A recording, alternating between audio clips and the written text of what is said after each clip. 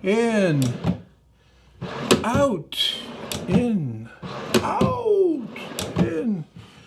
I'm working on the bench that I'm building in the corner over there, and I'm reusing the drawers that I had in the double-sided cabinet down there, and they were tandem drawers. They had it's a bigger drawer with another drawer on top that slides sideways, like so. And I resized these drawers, first of all, to make them a little bit less deep. And I also changed out the drawer slides to these 12-inch ones that I had that I got I got them for nothing.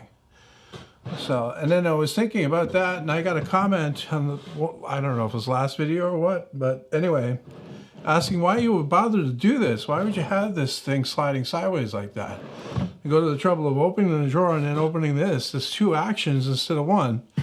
Well, there are a couple of good reasons. First of all, you can use shorter drawer slides for the tray. Right? These are 12-inch. They'll be 22-inch on the big drawer. So you'll get those cheaper. So money saved there. Also, you got 3 drawers, 3 larger drawers instead of 6. So you're cutting your alignment time in half. That's one of the big things with drawers. It's getting them lined up properly. Now you're saying, okay, well, you got to line this one up.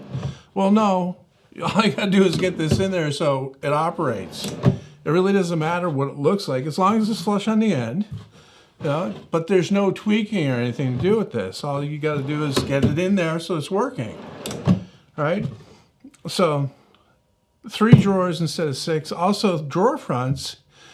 You'll have 3 drawer fronts instead of 6. You also have 3 handles, which these already had them. They have these integrated pulls. So you're cutting down on that as well.